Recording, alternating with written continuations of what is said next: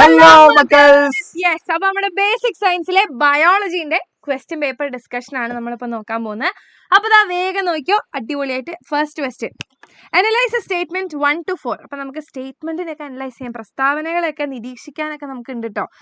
അതെ, യെസ്. അപ്പൊ correct answer എഴുതാനാ പറഞ്ഞത്. Scientist Joan Oro artificially synthesise the nitrogen base adenine. Okay, നമ്മളുടെ ജോവാൻ ഓറോ എന്ന ശാസ്ത്രജ്ഞൻ അഡിനിൻ എന്ന നൈട്രജൻ ബേസ് കൃത്യമായി നിർമ്മിച്ചു എന്നാണ് പറയുന്നത്. ഓക്കെ, അടുത്തത് യെസ്, ഏതൊക്കെയാണ് കറക്റ്റ് എന്നൊക്കെയാണ് നമ്മൾ നോക്കേണ്ടത് കേട്ടോ. ഇനി amino acid is an organic molecule that forms the building block of protein. അതെന്താണ്? ശരിയാണ്. Okay, next, in prokaryotic cell A well defined nucleus with membrane is scene. കാണോ? പ്രോകാരിയോട്ടുകളിൽ നമുക്ക് മർമ്മസ്തരത്തോടു കൂടിയ മർമ്മം കാണോ? ഇല്ല, അത് തെറ്റാണ്. ഇനി the primitive cell was formed by the combination of self replicating amino acid and the surrounding reply. ആണോ? അമിനോ ആസിഡ് ആണോ അവിടെ നമുക്ക് കാണാൻ വേണ്ടിയിട്ട് പറ്റുന്നത്? നോക്കിയേ, സ്വയം ഇരട്ടിക്കാൻ ശേഷിയുള്ള അമിനോ ആസിഡുകളാണോ? അല്ല, ന്യൂക്ലിക് ആസിഡുകളും അവയുടെ ചുറ്റും ഒരു കൊഴുപ്പിന്റെ ആവരണമാണ് നമുക്ക് കാണാൻ പറ്റിയത്. അപ്പൊ എന്താണ്?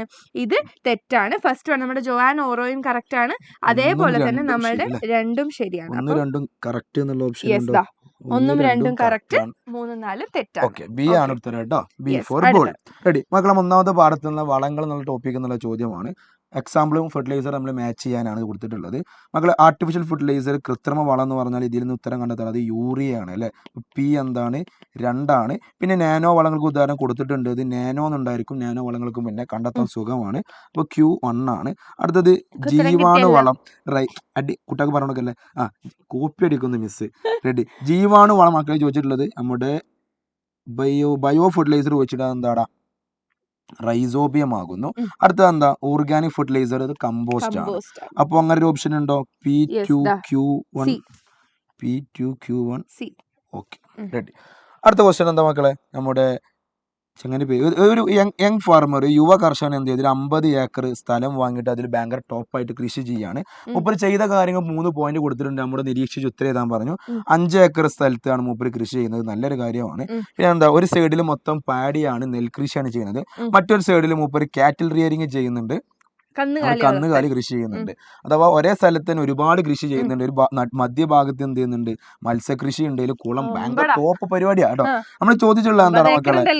എന്തും ആവാലോ, പൈസക്കാർക്ക് എന്തും ആവാം. ഈ കൃഷി രീതിക്ക് പറയുന്ന പേരെന്താന്ന് ചോദിച്ചാൽ നമുക്ക് അത് ഇന്റഗ്രേറ്റഡ് ഫാമിംഗ്, എല്ലാതും കൂടി സംയോജിപ്പിച്ചിട്ടുള്ള സംയോജിത കൃഷി രീതിയാകുന്നു. അടുത്തത്, ഈ കൃഷി ഉൽപാദന ചെലവ് കുറക്കാൻ എങ്ങനെ സഹായിക്കുന്നു? എത്ര ഉണ്ടല്ലോ മക്കളെ.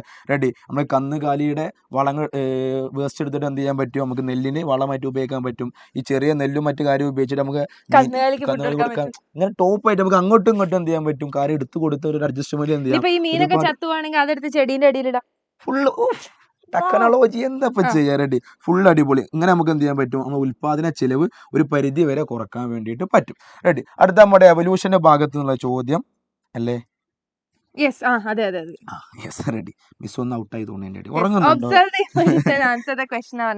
അപ്പൊ ആദ്യത്തെ നമുക്ക് തന്നിരിക്കുന്ന എന്താണ്? പ്രോ കാരിയോട്ടുകളാണ്. രണ്ടാമത്തെ നമുക്ക് യു കാരിയോട്ടുകളാണ് തന്നിരിക്കുന്നത് അല്ലെ. അപ്പൊ identify which among X and Y is prokaryotic. അതായത് ഇവയിൽ ഏതാണ് പ്രോ കാരിയോട്ടിക് കോശം എന്ന് തിരിച്ചറിയാനാണ് പറഞ്ഞിട്ടുള്ളത്. അപ്പൊ നമുക്ക് എന്താ അറിയാം? എക്സ് ആണ്. കഴിഞ്ഞു, simple, right. Any 3 features you considered for identify. നിങ്ങൾ എങ്ങനെ അത് മനസ്സിലാക്കി എന്നുള്ള 3 സവിശേഷതകൾ എഴുതാനാ പറഞ്ഞിരിക്കുന്നത്. അപ്പൊ നമുക്ക് അതിൽ ഒന്ന് എന്ത് പറയാം? നമ്മളുടെ ന്യൂക്ലിയസ് ഇവിടെ കാണാനില്ല അല്ലെ. ഇവിടെ നമുക്ക് ന്യൂക്ലിയസ് കാണാനുണ്ട്. അപ്പൊ അതാണ് നമ്മൾ, അതായത് മെംബ്രെയിൻ, സ്ഥലത്തോടു കൂടിയ മർമ്മം അഥവാ ന്യൂക്ലിയസ്, അതാണ് ഫസ്റ്റ് വൺ. പിന്നെ ഒന്ന് പറഞ്ഞാൽ നമുക്ക് മെംബ്രെയിനുള്ള എന്താണ്? ഓർഗനൽസിനെയൊക്കെ നമുക്ക് ഇവിടെ കാണുന്നുണ്ട് അല്ലെ. കോശാംഗങ്ങൾ, സ്ഥലത്തോടു കൂടിയ കോശാംഗങ്ങൾ കാണുന്നുണ്ട്. അത് നമുക്ക് ഇവിടെ കാണില്ല. ഓക്കെ, അതൊക്കെ എന്ത് ചെയ്യാൻ പറ്റും? നിങ്ങൾക്ക് കാരണങ്ങളായിട്ട് എഴുതാൻ വേണ്ടി പറ്റും. Okay, ready. ഇനി റൈറ്റ് വൺ. അത് ഓക്കെ മക്കളെ, write 1 characteristic of each agriculture crops developed through following method. നമ്മൾ താഴെ പറഞ്ഞ ഏതോ രീതിയിൽ ഉണ്ടാക്കിയിട്ടുള്ള നമ്മുടെ ക്രോപ്പുകളുടെ പ്രത്യേകത എഴുതാൻ പറഞ്ഞത്. ഒന്ന് ജനറ്റിക് എഞ്ചിനീയറിംഗ് ആണ് മക്കളെ. ജനറ്റിക് എഞ്ചിനീയറിംഗ് എന്ന് പറയുമ്പോൾ നമ്മൾ അതിനെ വിളിക്കുന്ന പേര്, അങ്ങനെ ഉണ്ടാകുന്ന ക്രോപ്പിനെ വിളിക്കുന്ന പേര് ജനറ്റിക്കലി മോഡിഫൈഡ് ക്രോപ്സ് അല്ലെങ്കിൽ GM വിളകൾ എന്നാണ് വിളിക്കാറുള്ളത്. GM വിളകളുടെ പ്രത്യേകത എന്നാണ്? അതിന് എന്തെങ്കിലും പ്രശ്നങ്ങൾ ഉണ്ടെങ്കിൽ അതിന്റെ ജീന് മാറ്റിയിട്ട് വേറെ ജീന് വെക്കുക, മോഡിഫിക്കേഷൻ ചെയ്യാം. ജീനിൽ മോഡിഫിക്കേഷൻ ചെയ്താൽ എന്താ? ജനറ്റിക്കലി മോഡിഫൈഡ് ക്രോപ്പ് ആകുന്നു.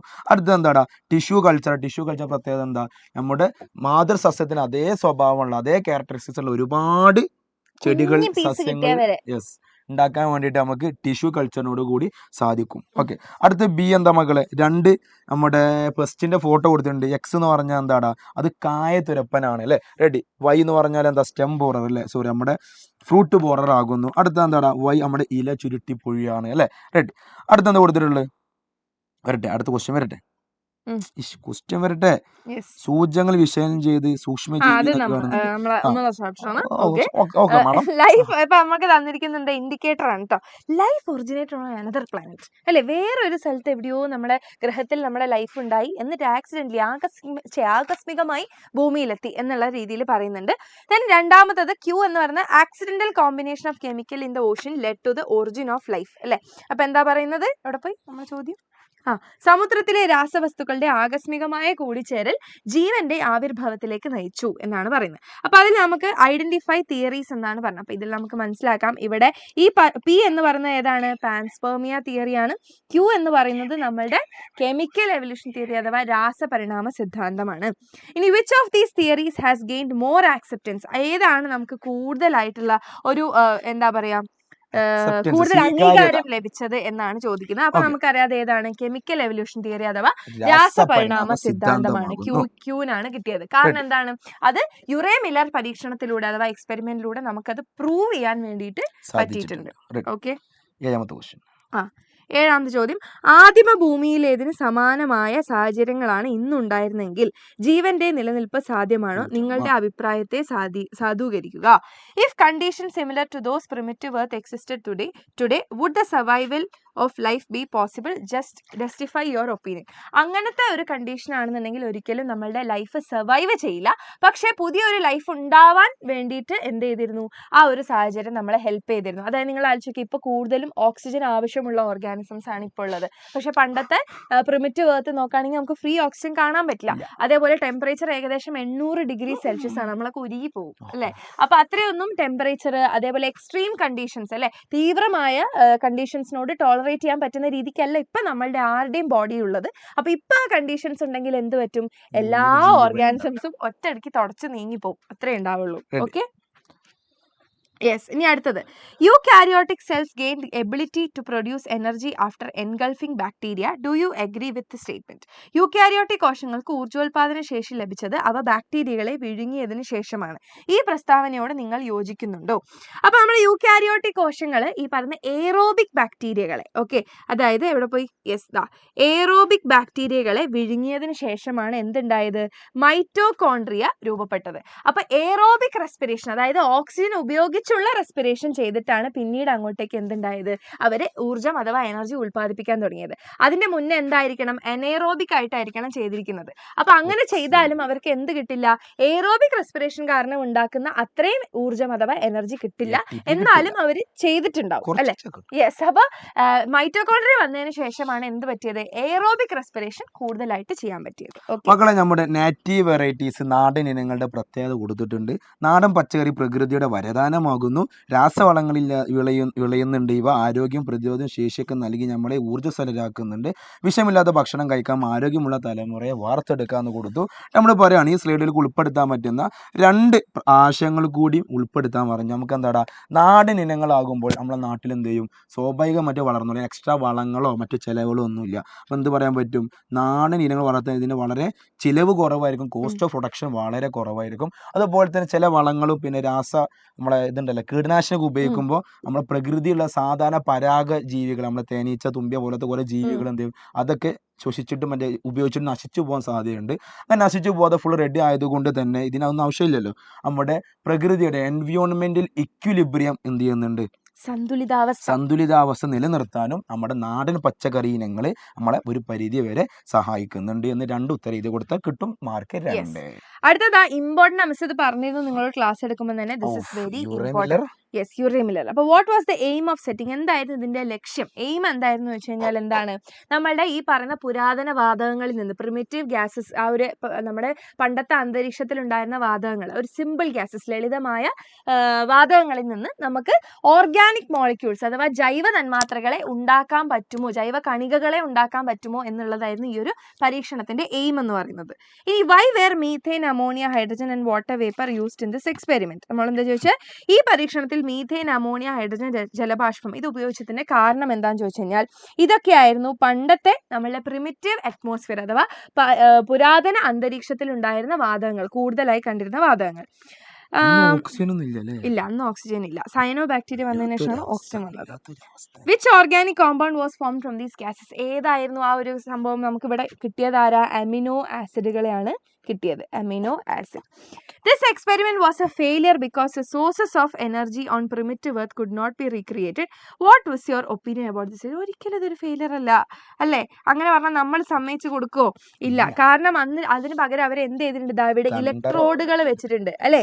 ഇലക്ട്രോഡുകൾ ഇവിടെ വെച്ചിട്ടുണ്ട്. ഊർജം, അവർക്ക് അന്നത്തെ ഊർജ്ജ സ്രോതസ് എന്തായിരുന്നു? ലൈറ്റ്നിങ്, അതേപോലെ വോൾക്കാനിക് ഇറപ്ഷൻസ്, സൺലൈറ്റ്, സൂര്യപ്രകാശം, ഇതൊക്കെയായിരുന്നു. അപ്പൊ ആ ഒരു ലൈറ്റ്നിങ്, ആ ഒരു ഇടിമിന്നലിന്റെ അതേ ഒരു എഫക്ട് ഉണ്ടാക്കാൻ വേണ്ടിയിട്ട് ഇവിടെ എന്ത് ചെയ്തിട്ടുണ്ട്? ഇലക്ട്രോഡുകളെ വെച്ചിട്ടുണ്ട്. അതേപോലെ ചൂടിന് വേണ്ടിയിട്ട് അവർ എന്ത് ചെയ്തിട്ടുണ്ട്? ഏകദേശം 800 ഡിഗ്രി സെൽഷ്യസിലാണ് ചൂടിന് വേണ്ടിയിട്ട് അവിടെ വെള്ളം തിളപ്പിച്ചുകൊണ്ടിരിക്കുന്നത്. അപ്പൊ അതൊക്കെ ഉള്ളതുകൊണ്ട് തന്നെ എന്താണ്? ഊർജ്ജ സ്രോതസ് ഒക്കെ ഉണ്ട്. ഈ എക്സ്പെരിമെന്റ് വൻ സക്സസ്സും ആയിരുന്നു. അങ്ങനെ നമ്മളെ പറ്റിക്കുന്നു വേണ്ട. കഴിഞ്ഞില്ലേ? അടുത്ത ക്വസ്റ്റ്യൻ വരട്ടെ മക്കളെ. നമ്മുടെ നാട്ടിലെ കുറച്ച് കർഷകരുടെ എണ്ണവും ആ കർഷകര് എന്താണ് മക്കളെ നമ്മളെ പണി നിർത്തിപ്പോയ അഥവാ കൃഷി അവസാനിപ്പിച്ച കർഷകരുടെ എണ്ണമാണ്. കൃഷി ഉപേക്ഷിച്ചുള്ള കാരണം നമ്മുടെ സൈഡിൽ കൊടുത്തിട്ടുണ്ട് മക്കളെ. നിങ്ങൾ നോക്കടാ, ഒരുപാട് ആൾക്കാർ അല്ലേ, ഏകദേശം 12 ആളുകൾ കൃഷി ഉപേക്ഷിക്കാനുള്ള കാരണം എന്താ? സ്ഥലത്തിൻ്റെ പരിമിതി ഉള്ളത് കൊണ്ടാണ്. അതുപോലെ തന്നെ കാലാവസ്ഥ വ്യതിയാനം കൊണ്ടാണ്. കുറച്ച് ഒരാൾ മാത്രമേ നമ്മുടെ കൃഷി അവസാനിപ്പിച്ചിട്ടുള്ളൂ. ജസ്റ്റ് നമുക്കിത് നോക്കുമ്പോൾ മനസ്സിലാവുന്ന കാര്യമാണ്. നമ്മൾ ചോദിച്ചിട്ടുള്ള കാര്യം എന്താ മക്കളെ? ഈ പ്രദേശത്ത് ഏറ്റവും കൂടുതൽ കർഷകർ കൃഷി ഉപേക്ഷിച്ചതിൻ്റെ കാരണം എന്താണ്? അബോണ്ടന്റ് അഗ്രികൾച്ചർ. ഏറ്റവും കൂടുതൽ ആൾക്കാർ അബോണ്ടന്റ് ചെയ്യാനുള്ള കാരണം എന്താ മക്കളെ? ലിമിറ്റേഷൻ ഓഫ് ലാൻഡ്, സ്വന്തമായി സ്ഥലമില്ല, സ്ഥലത്തിന്റെ കുറവ് എന്നുള്ള കാരണമാണ് കുറെ ആൾക്കാർ നമ്മുടെ കൃഷി ഉപേക്ഷിച്ച് പോകാനുള്ള ഒരു കാരണം. ഇതൊക്കെ നമ്മുടെ പുതിയ പാറ്റേണിൽ വരുന്ന ടൈപ്പ് ക്വസ്റ്റ്യൻസ് ആണ് കേട്ടോ. Ready? Write any 2 farming methods that could help bring them back to farming. അവർ തിരിച്ചിട്ട് എന്ത് ചെയ്യുക? ഇങ്ങോട്ട് കൊണ്ടുവരാൻ. നിർത്താനുള്ള കാരണം എന്താ മക്കളെ? സ്ഥലം ഇല്ല എന്നുള്ളത്. അപ്പോൾ സ്ഥലം ഉണ്ടാക്കാൻ നമുക്ക് എന്ത് ചെയ്യാൻ പറ്റും? വളരെ ചുരുങ്ങിയ സ്ഥലം മതി. ടെറസിൽ എന്ത് ചെയ്യുക? ടെറസിൽ ഫാം ചെയ്തു തുടങ്ങി മിസ്സേ. പിന്നെന്താ? കുറച്ച് മണ്ണ്, ഒരു ചാക്കുണ്ടെങ്കിൽ ചാക്ക് ഫാമിങ് ചെയ്യാം. ചാക്കിൽ കൃഷി ചെയ്യാൻ പറ്റും. അതുപോലെ തന്നെ ചെടിച്ചട്ടിയിൽ കൃഷി ചെയ്യാൻ പറ്റും, കുപ്പിയിൽ കൃഷി ചെയ്യാൻ പറ്റും. അങ്ങനെ തന്നെ കേട്ടോ. അപ്പോൾ ഒരുപാട് മെത്തേഡ് നമ്മൾ പഠിച്ചിട്ടുണ്ട്. ഏത് 2 എഴുതി കൊടുക്കുക, കിട്ടും മാർക്ക് 1. റെഡി? പിന്നെ എന്താടാ? ചില പ്രത്യേക കൃഷി രീതിയിൽ അവലംബിച്ചുകൊണ്ടാണ് ആ പ്രദേശത്തെ കർഷകരെ ജലലഭ്യത കുറവ് കാര്യമായി ബാധിക്കാത്തത്. അവയിൽ ഏത് 2 പറ്റി വിശദീകരിക്കുക. പേരല്ലേ ചോദിച്ചത് കേട്ടോ മക്കളെ. 2 ചോദിച്ചാൽ നമുക്ക് 4 എഴുതി കൊടുക്കാം. പക്ഷെ നമുക്ക് 2 മതി, വെറുതെ ഓവറാണ് കേട്ടോ. റെഡി മക്കളെ? 1 എന്ത് എഴുതി കൊടുക്കാം? നമുക്ക് തുള്ളി നന എഴുതി കൊടുക്കാം. പിന്നെന്താ? ഡ്രിപ്പ് ഇറിഗേഷൻ, വിക്ക് ഇറിഗേഷൻ, അതുപോലെ തന്നെ നമുക്ക് പുതയിടൽ, അതുപോലെ ഗ്രീൻ ഹൗസ്. നമുക്ക് 2 എഴുതി കൊടുക്കുക. ഏതൊക്കെ? ഡ്രിപ്പ് ഇറിഗേഷൻ, വിക്ക് ഇറിഗേഷൻ, തുള്ളി നനയും തിരി നനയും അല്ലേ? തുള്ളി നന എന്ന് പറഞ്ഞാൽ എന്താടാ? തുള്ളികളായിട്ട് വേരിലോട്ട് ഡയറക്റ്റ് നമ്മൾ വെള്ളം ഉറ്റിച്ചു കൊടുക്കുന്നതാണ്. തിരി നന എന്ന് പറഞ്ഞാൽ പരുത്തിയുടെ അല്ലെ കോട്ടന്റെ തുണി ഉപയോഗിച്ചിട്ട് നമ്മൾ എന്ത് ചെയ്യുന്നു? വെള്ളം വേരിലോട്ട് എത്തിച്ചു കൊടുക്കുന്ന രീതിയാണ് തിരി നന എന്ന് പറഞ്ഞാൽ. അതുപോലെ തന്നെ നമ്മുടെ ബി ക്വസ്റ്റ്യൻ എന്താ മക്കളെ? ഫാർമർ എ, 1ാമത്തെ കർഷകൻ എന്താ ചെയ്തിട്ടുള്ളത്? ഫാർമർ എ കർഷകൻ 1 അമോണിയം ഫോസ്ഫേറ്റ്, യൂറിയ തുടങ്ങിയ കൃത്രിമ വളങ്ങൾ ഉപയോഗിച്ച് ആളാണ് ആര്? നമ്മുടെ ഫാർമർ എ എന്ത് ഉപയോഗിക്കുന്നതാ? കൃത്രിമ വളങ്ങളാകുന്നു. ഫാർമർ ബി കർഷകൻ 2 എന്താ? പച്ചില വളം, ചാണകം തുടങ്ങിയ ജൈവാവശിഷ്ടങ്ങൾ കൊണ്ട് മാത്രം എന്ത് ചെയ്യുന്നു? കൃഷി ചെയ്യുന്ന ആളാണ്. ജൈവാവശിഷ്ടങ്ങളാകുന്നു. കർഷകൻ 3 എന്താ? റൈസോബിയം, മൈക്കോറൈസ തുടങ്ങിയ സൂക്ഷ്മജീവികൾ ഉപയോഗിച്ച് കൃഷി ചെയ്യുന്ന ആളാണ്. 3 ആളുകൾ ഫാർമർ എ ഉണ്ട്, ബി ഉണ്ട്, സി ഉണ്ട്. 3 ആളുകൾ 3 രീതിയിൽ കൃഷി ചെയ്യുന്നത്. ഇവിടെ ചോദിക്കുന്നത് എന്താടാ? Explain how their farming methods effect soil structure. ഇവരുടെ ഫാമിംഗ് മെത്തേഡ് എങ്ങനെയാണ് നമ്മുടെ മണ്ണിനെ ബാധിക്കുന്നത്? ആൻഡ് സർവൈവൽ ഓഫ് ഡീകമ്പോസേഴ്സ്, വിഘാടകരുടെ നിലനിൽപ്പിനെ എങ്ങനെ ഇവർ സ്വാധീനിക്കുന്നത് ചോദിച്ചിട്ടുണ്ട്. മക്കൾ പറഞ്ഞു കൊടുക്കുക. നമ്മുടെ 2ാമത്തെയും 3ാമത്തെയും കർഷകർ ഉപയോഗിക്കുന്ന ജൈവാവശിഷ്ടങ്ങളും പിന്നെ അത് ജീവാണുക്കളാണ്. ഇവർ 2 പേര് എന്തിനെ ബാധിക്കൂല? മണ്ണിന്റെ ഘടനയോ നമ്മുടെ വിഘാടകരുടെ ആരോഗ്യത്തിനോ ബാധിക്കുന്നില്ല. സോയിൽ ഡീകമ്പോസേഴ്സിന്റെ ഹെൽത്തിനെ ബാധിക്കുന്നില്ല. ഒരാൾ മാത്രം പ്രശ്നം ഉണ്ടാക്കുന്നത് ആരാടാ? യെസ്, കെമിക്കൽ ഫെർട്ടിലൈസർ ഉപയോഗിച്ചിട്ടുള്ള രാസവളങ്ങൾ ഉപയോഗിച്ചിട്ടുള്ള നമ്മുടെ ഫാർമർ 1 മാത്രമാണ് നമ്മുടെ സോയിലിന് പ്രശ്നം ഉണ്ടാക്കുന്നത്. അടുത്ത എന്താ? Based on the statement nutrients that can be easily absorbed by plants help in the better yield. So പെട്ടെന്ന് തന്നെ നമ്മുടെ ചെടികൾക്ക് വലിച്ചെടുക്കാൻ പറ്റുന്ന പോഷകങ്ങൾ നല്ല രീതിയിലുള്ള വിളകൾ നൽകുന്നു. Explain how the fertilisers used by farmer 1 and 2 work. 1ാമത്തെ 2ാമത്തെ ആളുകൾ കൃഷി ചെയ്യുന്ന അല്ലെ വളങ്ങൾ ഇതിനെ വെച്ചിട്ട് നമ്മൾ എക്സ്പ്ലെയിൻ ചെയ്യാൻ പറഞ്ഞു. ഒന്നാമത്തെ ആൾ കൃഷി ചെയ്യുന്നത് കെമിക്കൽ വെച്ചിട്ടാണ്, നമ്മുടെ രാസവളങ്ങൾ ഉപയോഗിച്ചിട്ടാണ്. രാസവളങ്ങൾ പെട്ടെന്ന് തന്നെ നമ്മുടെ ചെടികൾ അബ്സോർബ് ചെയ്യുകയും നല്ല വിളകൾ തരികയും ചെയ്യും. പക്ഷേ പ്രശ്നമുണ്ട്, അത് മണ്ണിന് ദോഷകരമായി ബാധിക്കും. രണ്ടാമത്തെ ആൾ നല്ല മനുഷ്യനാണ്, പക്ഷെ പ്രശ്നം എന്താടാ, പച്ചില വളം ചാണകമൊക്കെ എന്ത് ചെയ്യും, ഒരുപാട് കാലങ്ങൾ എടുത്തിട്ടാണ് നമ്മൾ ചെടി അതിനെ ഡീകമ്പോസ് ചെയ്ത് സ്വീകരിക്കുക. ഒരുപാട് കാലതാമസം എടുക്കുന്നുണ്ട് എന്നുകൂടി എൻ്റെ മക്കൾ എന്ത് ചെയ്യുക, അതിന് എഴുതി കൊടുക്കുകയാണെങ്കിൽ ഫുൾ മാർക്ക് കിട്ടി. ക്വസ്റ്റ്യൻ കഴിഞ്ഞു, അവസാനിച്ചു. റെഡി റെഡി 20 മാർക്കിന്റെ റെഡി സെറ്റാണ് മക്കളെ. പുതിയ പാറ്റേൺ ആണ് കേട്ടോ. അപ്പോൾ ഈ രീതിയാണ് ക്വസ്റ്റ്യൻ വരാൻ സാധ്യതയുള്ളത്. അപ്പോൾ എവിടെ നിന്നാണ് കൂടുതൽ ക്വസ്റ്റ്യൻസ് വന്നാലും സ്ട്രെസ് ചെയ്ത് പഠിക്കുക, സെറ്റ് ആക്കുക.